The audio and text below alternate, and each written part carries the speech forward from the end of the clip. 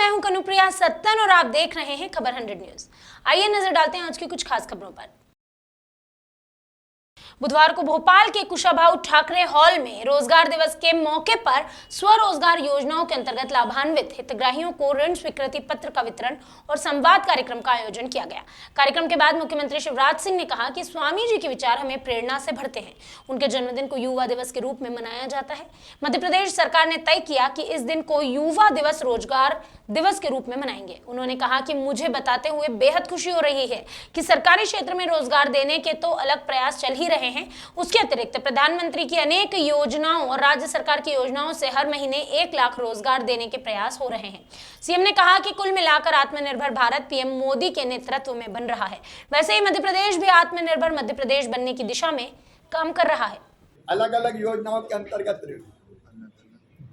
लेकिन इसमें भी वो आंकड़े सम्मिलित नहीं है। तो निवेश मध्य प्रदेश में आ रहा है।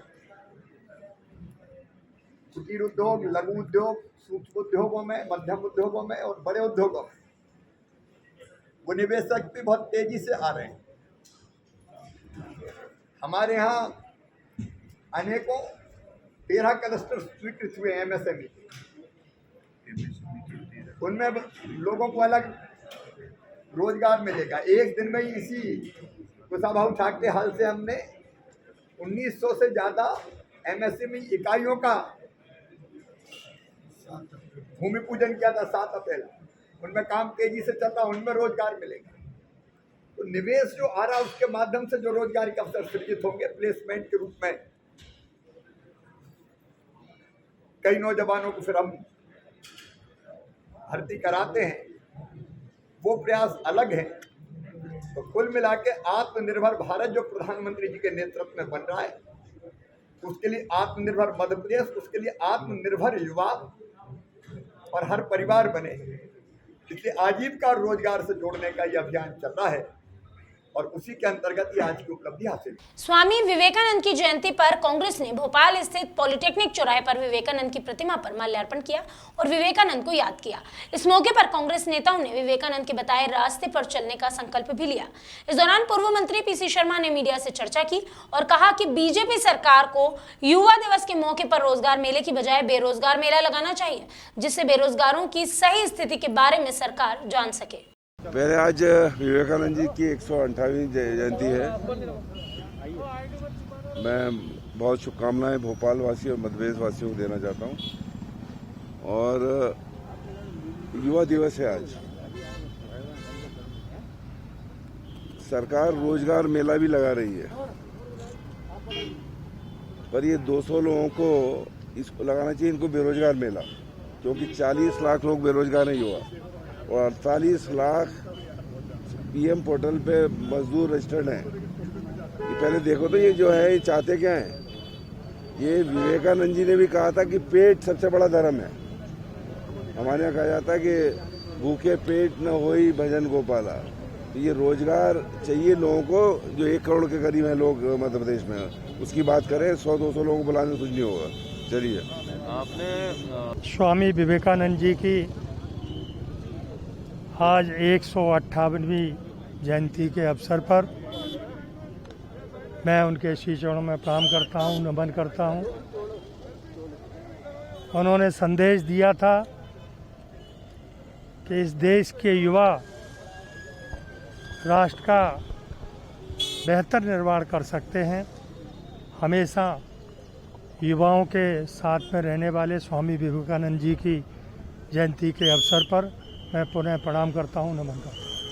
स्वामी विवेकानंद की जयंती के मौके पर पूर्व मुख्यमंत्री और राज्यसभा सदस्य दिग्विजय सिंह ने कहा कि मैं सनातन धर्म को मानने वाला हूं, लेकिन विरोधियों ने मेरे बयानों को तोड़ मरोड़ कर पेश किया है और वो मुझे हिंदू विरोधी साबित करने पर तुले हुए हैं। काफी हद तक वो इस कोशिश में सफल भी हो गए हैं। यही वजह है कि मेरी छवि धीरे धीरे हिंदू विरोधी बनती जा रही है। विरोधियों ने मेरी छवि को नुकसान पहुंचाया है। उन्होंने कहा कि मेरे परिवार ने शुरू से ही हर धर्म का सम्मान किया है। आइए आपको सुनाते हैं दिग्विजय सिंह का ये बयान, जिसका उल्लेख स्वयं स्वामी विवेकानंद जी ने किया था। आज क्योंकि स्वामी विवेकानंद जी की जयंती है, तो इस बारे में हमने सोचा था कि इस बारे में बात करेंगे। और ये जो उनके कोटेशंस हैं, इसमें वो कहते हैं कि मुझे कैसे धर्म का अनुयायी होने पर गर्व है जिसने दुनिया को सहिष्णुता और सार्वभौमिका स्वीकृति की सीख दी। हम न केवल सार्वभौमिक सहिष्णुता से विश्वास करते हैं, बल्कि हम सभी धर्मों को सत्य मानते हैं। सभी धर्मों को सत्य मानते हैं। यही सनातन धर्म का मूल मंत्र है। और उन्होंने ये भी कहा है कि धर्म को समझने के लिए यह समझना जरूरी है कि दूसरे धर्म क्या कह रहे हैं। अब इसी मामले पर भाजपा प्रदेश अध्यक्ष वीडी शर्मा ने भी अपनी प्रतिक्रिया दी। उन्होंने कहा कि दिग्विजय सिंह खुद को हिंदू विरोधी नहीं होने का बयान आखिर दे ही क्यों रहे हैं। दिग्विजय सिंह को ये कहने की जरूरत क्यों पड़ गई कि वो हिंदू विरोधी नहीं है। शर्मा की माने तो रावण को लगता था कि भगवान राम के हाथों मृत्यु पाकर ही उसे मोक्ष मिलेगा। उसी तरह दिग्विजय सिंह भी उसी रास्ते पर हैं कि संघ की शरण में आकर ही अपने विचारों को बदल सकते हैं। आखिर दिग्विजय सिंह को अब मैं हिंदू विरोधी नहीं हूं, ये क्लैरिफिकेशन देने की क्या जरूरत लग गई। जैसे रावण था, रावण को लगता था कि भगवान राम के हाथों मृत्यु पाकर के ही मुझे मोक्ष मिलेगा। मुझे लगता है कि दिग्विजय सिंह भी अब उसी रास्ते पर हैं कि संघ की शरण में आकर अब इस विचार में और हिंदुत्व में ही जीवन है, इसलिए अब इस प्रकार का क्लैरिफिकेशन देने का काम कर रहे हैं। उन्होंने इतने पाप किए इस देश के अंदर, आतंकवाद का समर्थन करके, नक्सलवाद का समर्थन करके, हिंदुत्व पर प्रहार करके। इस हिंदुत्व को जो आज स्वामी विवेकानंद के जयंती के अवसर पर, जिस स्वामी विवेकानंद ने उस आक्रमण काल के अंदर हिंदुत्व की ध्वज पताका, भारतीय संस्कृति की प्रतिस्थापना पूरे दुनिया के अंदर की थी, आज युवा दिवस के अवसर पर आज दिग्विजय सिंह इस बात को अब कहने के लिए मजबूर हुए हैं। तो मेरा ऐसा मानना है कि जिस हिंदुत्व पर प्रहार, भगवा आतंकवाद कह करके आपने भारतीय संस्कृति को, भगवा शब्द को, जो हमारे राजपूताना की पहचान मानी जाती है, आपने उसका भी अपमान किया था दिग्विजय सिंह जी।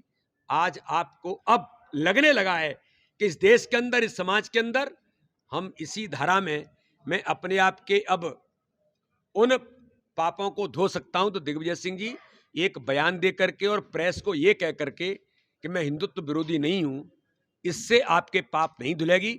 जनता ने आपका हिसाब किताब किया है और अच्छा हिसाब किताब जरूर करेगी। अभी के लिए बस इतना ही। बाकी खबरों का सिलसिला लगातार रहेगा जारी। आप देखते रहिए खबर 100 न्यूज, जनता की बुलंद आवाज।